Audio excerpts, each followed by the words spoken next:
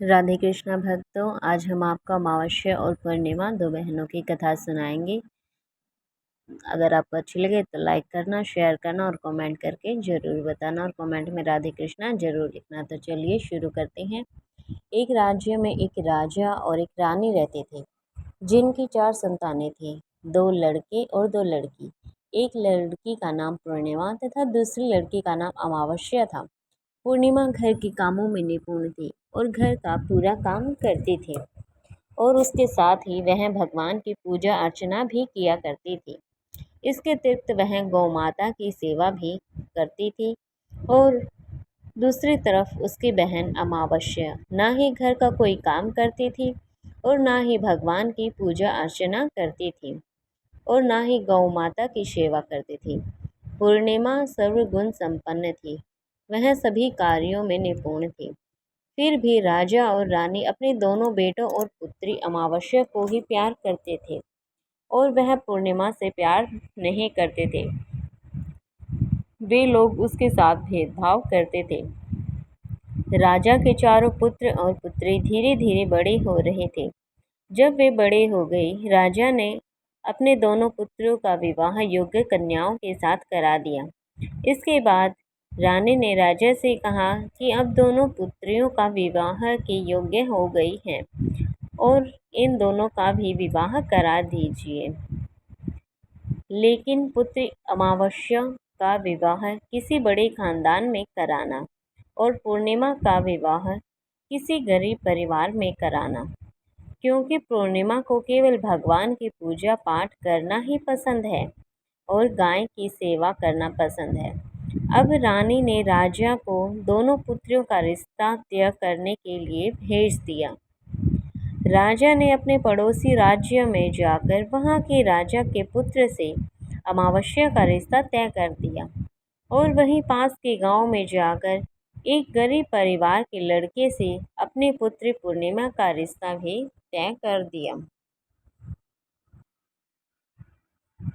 इस पर यह सारी बात जाकर राजा ने अपनी रानी से बताया तो रानी यह सोचने लगी कि अब देखते हैं कि भगवान इसकी मदद कैसे करते हैं। यह बहुत ही पूजा पाठ करती है और हमेशा ही भगवान की भक्ति में लीन रहती है। पूर्णिमा का भाई और उसकी भाभी पूर्णिमा से बहुत ज़्यादा प्यार करते हैं, क्योंकि पूर्णिमा उनके घर के कामों में उनका साथ देती है और कामों में उनका हाथ बटाती है। साथ ही यही उनकी दूसरी बहन अमावस्या उन पर अपना रोब जमाती है और घर का कोई भी कार्य नहीं करती है। हमेशा ही घर में इधर उधर घूमती रहती है, पर घर का कोई कार्य किसी के साथ मिलकर नहीं कराती है। कुछ समय ऐसे ही बीत जाने के बाद दोनों पुत्रियों का विवाह हो जाता है। राजा और रानी की विवाह के बाद अपनी दोनों पुत्रियों की विदाई करा देते हैं।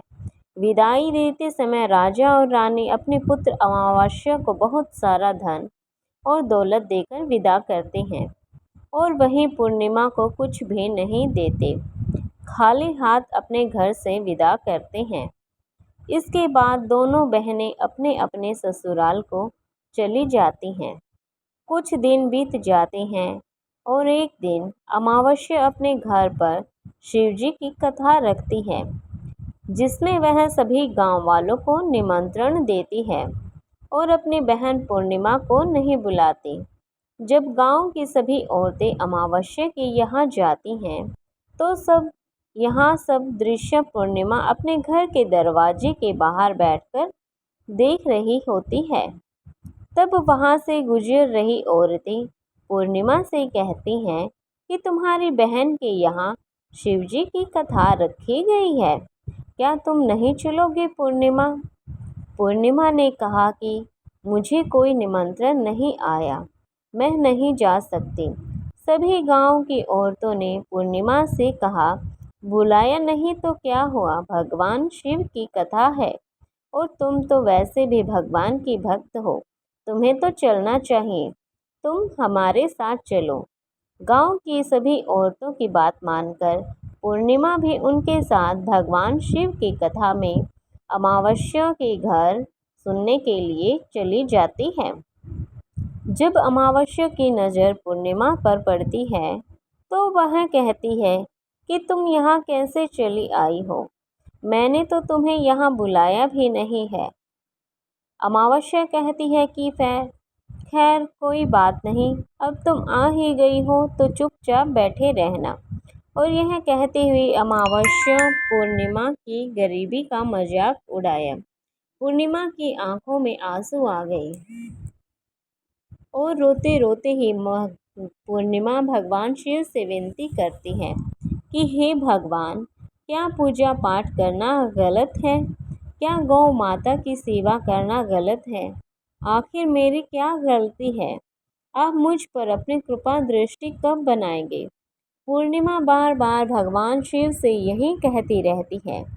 इतने में शिव कथा पूरी हो जाती है और अमावस्या भगवान का प्रसाद बांटने लगती है। वह सभी लोगों को प्रसाद बांट देती है, लेकिन पूर्णिमा को वहाँ प्रसाद नहीं देती। पूर्णिमा वहाँ से बिना प्रसाद के ही अपने घर लौट आती है। रास्ते में वह यहाँ सोचते हुए चलती है कि यदि बच्चे उससे कथा का प्रसाद मांगेंगे तो वह उन्हें क्या जवाब देगी। उसने सोचा कि वह अपने मायके अपने भाई और भौजाई के यहाँ जाएगी और वहाँ जाते हुए बच्चों के लिए कुछ लेकर चली जाएगी जिससे बच्चे खुश हो जाएंगे। ऐसा सोचते हुए वहाँ अपने घर वापस लौट आई। घर वापस लौट कर आने के पश्चात वह अपने पति और बच्चों से कहती है कि वह अपने मायके जा रही है। पति ने कहा ठीक है और कुछ समय के पश्चात पूर्णिमा अपने मायके के लिए रवाना हो गई। चलते चलते रास्ते में एक चबूतरा आया जिस पर तुलसी का पौधा लगा था। उस चौधरे पर एक बूढ़ी अम्मा बैठी हुई थी। वह कोई और नहीं बल्कि स्वयं तुलसी माँ थी। उस बूढ़ी माता ने पूर्णिमा से कहा कि बिटिया तुम कौन हो और कहाँ जा रही हो। पूर्णिमा इस पर अपना परिचय देते हुए कहती है कि मैं पूर्णिमा हूँ। परिचय देने के बाद बूढ़ी औरत ने पूर्णिमा से कहा कि यहाँ तुलसी का पौधा सूख रहा है, इसमें थोड़ा सा पानी डाल दो और इस चबूतरे की साफ सफाई कर दो जिससे मुझे थोड़ी ठंडक मिलेगी। पूर्णिमा ने कहा कि ठीक है माँ, मैं तुलसी में पानी डाल देती हूँ और यहाँ की साफ सफाई भी कर देती हूँ। पूर्णिमा ने वहाँ की साफ सफाई करने के बाद बूढ़ी अम्मा को भी नहला दिया और बूढ़ी अम्मा की भी सेवा की।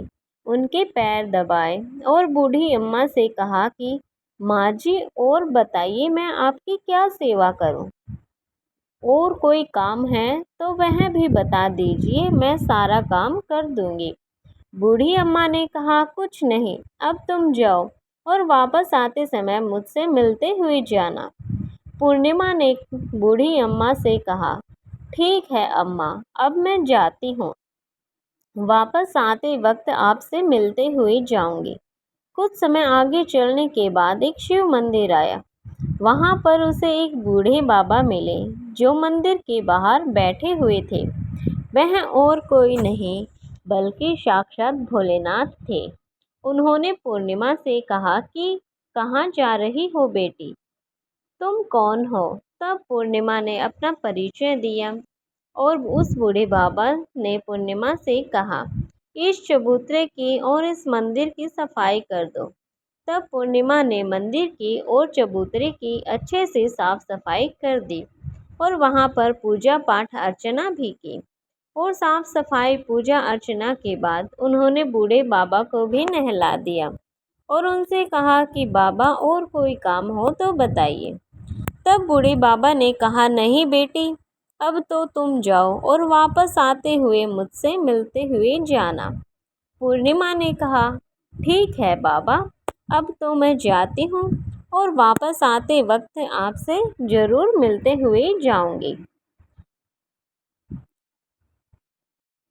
आगे चलते चलते कुछ दूर चलने के पश्चात पूर्णिमा को एक काली जी का मंदिर दिखा। वहाँ भी एक बूढ़ी अम्मा चबूतरे पर बैठी हुई थी। उस बूढ़ी औरत ने भी पूर्णिमा से कहा, बेटी तुम कौन हो और कहाँ जा रही हो? तब पूर्णिमा ने उस बूढ़ी औरत को भी अपना परिचय दिया और बूढ़ी औरत ने पूर्णिमा से कहा कि यहाँ पर सभी पूजा पाठ करने के लिए आते हैं, लेकिन मंदिर की साफ सफाई के लिए कोई नहीं आता। इसलिए तुम इस मंदिर की और चबूतरे की साफ सफाई कर दो। पूर्णिमा ने कहा, ठीक है माता जी। और पूर्णिमा मंदिर और चबूतरे की साफ सफाई कर देती है और वहीं पूजा पाठ भी करती है और माता जी का श्रृंगार कर देती है।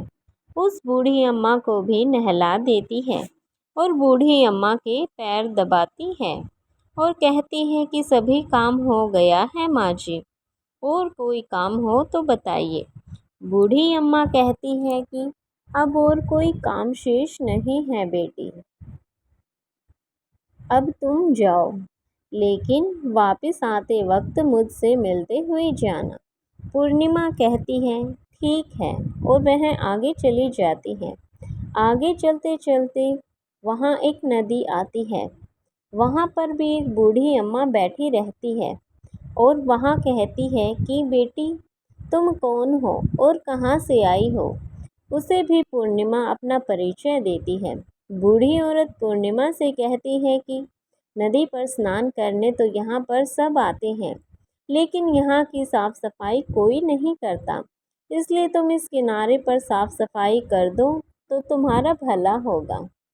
इस पर पूर्णिमा कहती है ठीक है माँ जी, और वहाँ की साफ सफाई कर देती है और उस बूढ़ी अम्मा के पैर भी दबा देती है और कहती है कि माँ जी अगर और कोई काम हो तो वह भी बता दीजिए, मैं आपका सारा काम कर दूंगी।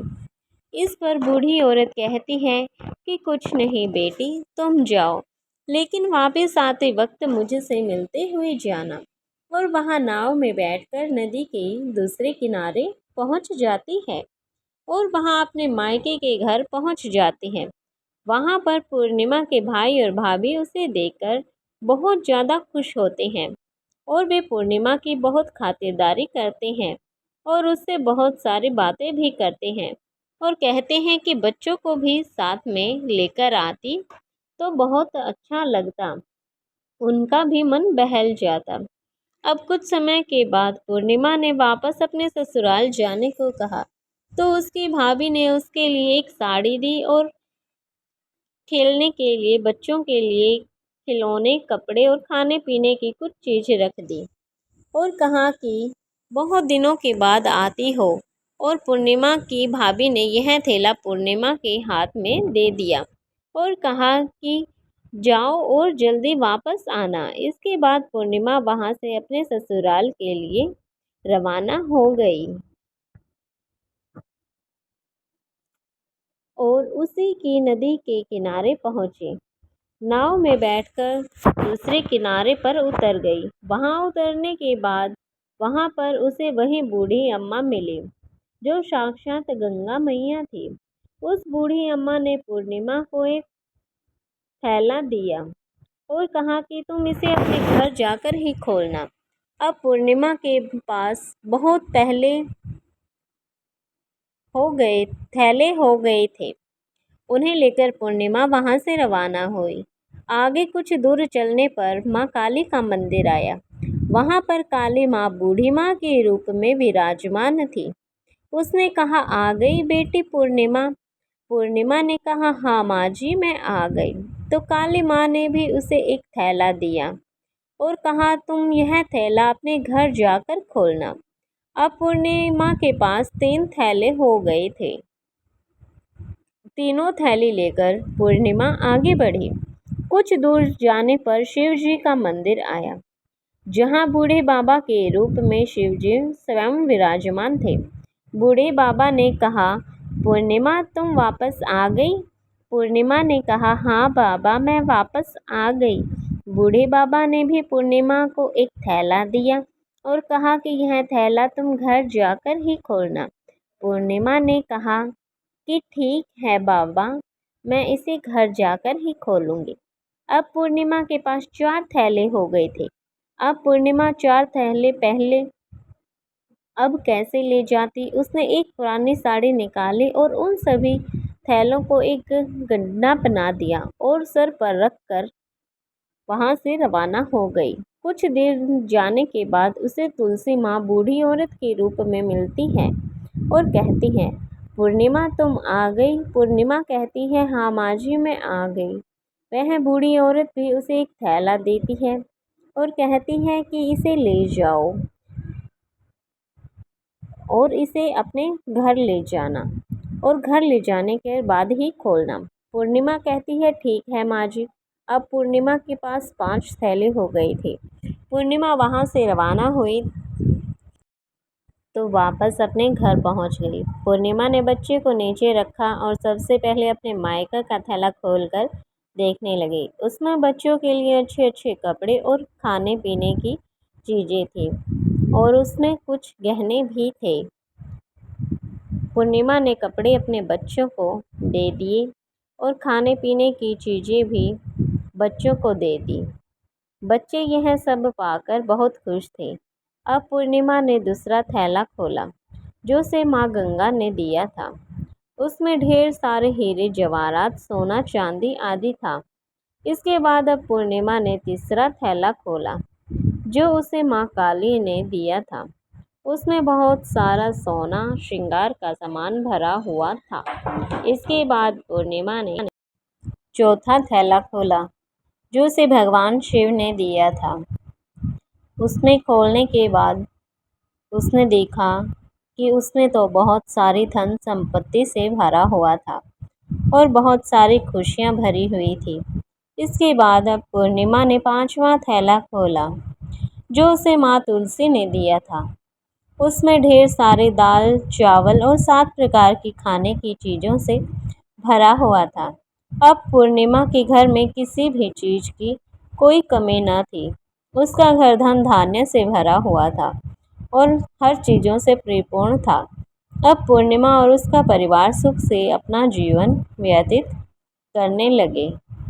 अब पूर्णिमा के मन में विचार आया कि क्यों ना शिवजी की कथा रखे वो भी। शिवजी की कथा में एक कार्यक्रम रखा।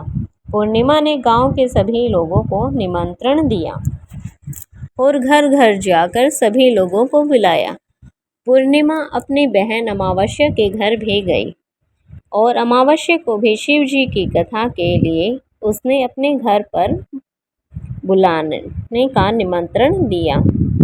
जब अमावस्या पूर्णिमा के घर शिव जी की कथा में आई तो उसने देखा कि पूर्णिमा के घर में किसी भी चीज़ की कोई कमी नहीं है।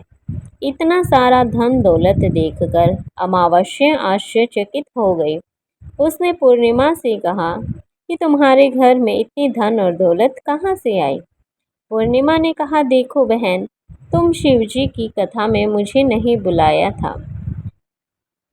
मैंने तो तुम्हें बुलाया है, फिर भी मैं चली आई और तुमने मुझे प्रसाद तक भी नहीं दिया और मेरी गरीबी का मजाक उड़ाया।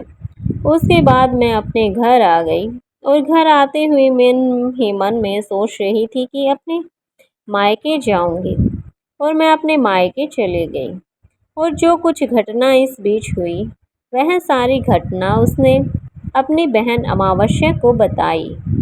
तो अमावस्या कहती है कि तुम भी मुझे प्रसाद मत दो और मुझे डांट लो, लेकिन पूर्णिमा ने कहा कि यह तो भगवान का प्रसाद है, मैं तो सबको दूंगी और तुम्हें भी दूंगी। फिर भी अमावस्या ने प्रसाद नहीं लिया और वह सीधे अपने घर चली गई। घर जाकर अपने बच्चों से कहकर वहां अपने मायके जाने के लिए तैयार हो गई और मायके के लिए निकल गई। उसे भी रास्ते में चलते चलते तुलसी माँ मिली जो चबूतरे पर बूढ़ी माँ के रूप में बैठी हुई थी। बूढ़ी माँ ने अमावस्या से कहा कि बेटी, तुम कौन हो और कहाँ पर जा रही हो तुम। इस पर अमावस्या ने अपना परिचय देते हुए कहा कि मैं अमावस्या हूँ। बूढ़ी माँ ने कहा कि बेटी, यह तुलसी का पौधा सूख रहा है, इसमें थोड़ा सा पानी डाल दो और इस चबूतरे की साफ सफाई भी कर दो। इस पर अमावस्या ने कहा, बुढ़िया, तुझे दिखाई नहीं दे रहा? मैंने इतनी महंगी साड़ी पहन रखी है, यह गंदी हो जाएगी। ऐसा कहकर वह वहाँ से आगे चली जाती है। वहाँ से आगे चले जाने के बाद उसे भगवान शिव मिले, जिसे भी उसने ऐसा ही कहा। उसके बाद आगे उसने माँ काली मिली, उसको भी उन्होंने यही सारे बताए। आगे जाने पर उसे माँ गंगा मिली, उस पर भी यही सब कहा और आगे चले गई। इसके बाद अमावस्या जब नाव में बैठने लगी तो उसे नाव में फूलों की जगह कांटे भरे थे, जो उसके पैरों में चुभ रहे थे। किनारे पर उतरकर वह अपने मायके चली गई। जब वहां उसे उसकी भाभियों ने और भाइयों ने देखा तो वे मन ही मन कहने लगे कि काम की नाकाज की, 2.5 मन अनाज की अब आ ही गई हो। तो ठीक है, पूर्णिमा तो हमारे कामों में हाथ बटाती थी, यह कोई काम तो करेगी नहीं। अब उन्होंने खाना बनाया और खा पी कर सभी सो गए। अमावस्या जब सुबह उठी और भाभीियों से उसने कहा कि मैं अपने ससुराल जा रही हूँ भाभी। उन्होंने कहा कि ठीक है, जाओ। अमावस्या बोली, पूर्णिमा को तो तुमने एक थैला दिया था और मुझे कुछ भी नहीं दोगे क्या? भाई और भाभी ने कहा कि तुम घर जाओ, थैले तुम्हारे घर पहुंच जाएगा। फिर अमावस्या वहां से निकल गई और नदी के किनारे पर पहुंची। वहां गंगा मैया बूढ़ी औरत का रूप धारण करके बैठी हुई थी। बूढ़ी अम्मा ने कहा, आ गई बेटी? तो उसने कहा, हाँ मैं आ गई। इस पर अमावस्या कहती है कि हाँ बूढ़ी अम्मा, मैं आ गई। तुमने पूर्णिमा को तो एक थैला दिया था और मुझे कुछ नहीं दोगी क्या बूढ़ी अम्मा? बूढ़ी अम्मा ने कहा कि तुम घर जाओ, थैले तुम्हारे घर पहुंच जाएंगे। इसके बाद आगे जाने पर उसे काली माँ मिली। काली माँ से भी अमावस्या ने यही कहा। इसके आगे जाने के बाद उसे भगवान शिव मिले, जिन्होंने भी अमावस्या से यही कहा। इसके बाद आगे जाने पर माँ तुलसी मिली, उसने भी अमावस्या से यही कहा कि तुम घर जाओ, तुम्हारे सारे थैले तुम्हारे घर पहुंच जाएंगे। अमावस्या अपने घर पहुंच गई। आंगन में देखा तो वहां पर 5 थैले पड़े हुए थे। अमावस्या ने मन ही मन सोचा कि अब तो मेरे पास बहुत सारी धन और दौलत आ जाएगी। जल्दी जल्दी उसने सभी थैलों को खोला। किसी में मिट्टी थी, किसी में पत्थर, किसी में कंकर और किसी में कोयला। उसे मायके से भी कुछ नहीं मिला था। यह देखकर अमावस्या बहुत हैरान हो गई कि इन थैलों में तो कुछ भी नहीं है। अमावस्या दौड़ती हुई पूर्णिमा के घर गई और कहती है कि तुम्हें तो इतना सब कुछ मिला, मुझे तो कुछ भी नहीं मिला, आखिर क्यों? तो पूर्णिमा कहती है कि जब मैं अपने मायके जाती हूँ तो अपने भाभीियों के साथ उनके कामों में हाथ बटाती हूँ, उनके साथ मिलकर उनका सारा काम करवाती रहती हूँ, लेकिन तुम ऐसा कुछ नहीं करती हो, उनकी इज्जत तक नहीं करते तुम तो, इसलिए वह तुम्हें भला क्या देंगे। इसके बाद तुमने गंगा मैया को ठुकरा दिया, माँ काली को भी तुमने ठुकरा दिया और उसके साथ ही भगवान शिव को भी तुमने ठुकरा दिया, इसलिए उन्होंने भी तुम्हें कुछ नहीं दिया। अमावस्या कहती है कि बहन, तुम मुझे माफ़ कर दो, मैंने तुम पर हमेशा अत्याचार किया है, मुझसे बहुत बड़ी गलती हो गई है। मुझे कुछ नहीं मिला तो कोई बात नहीं, मैं भी भगवान की भक्ति करूँगी और सब कुछ प्राप्त कर लूँगी। मुझे इन सब चीज़ों का रहस्य बताओ। तो पूर्णिमा ने कहा कि तुम 3 सूत्र का ज्ञान ले लो और उसकी कथा करना। पहले सूत्र में दया मांगना, दूसरे सूत्र में कथा मांगना और तीसरे सूत्र में 108 बार ओम नमः शिवाय का जप करना। बहन, भगवान ने यह सूत्र दिए हैं, इनको अपने हृदय में बसा लेने से मैंने भी यह 3 सूत्र अपने जीवन में अपनाए थे और सच्चे मन से भगवान की भक्ति पूजा पाठ की थी। फिर भगवान ने मुझे यह सब कुछ दिया और तुम्हारे पास भी जो कुछ था वह भी सब खत्म हो गया है। इसके बाद अमावस्या अपने घर गई और भगवान की पूजा पाठ करने लगी। भगवान शिव से उसने माफ़ी मांगी और गौमाता की भी सेवा की और दूसरों की भी मदद करने लगी। इससे भगवान इस पर प्रसन्न हुए। तो ये थी अमावस्या और पूर्णिमा की कहानी। आपको कैसी लगी? अच्छी लगे तो लाइक शेयर कमेंट करना और चैनल को सब्सक्राइब जरूर कर लीजिएगा। राधे कृष्णा।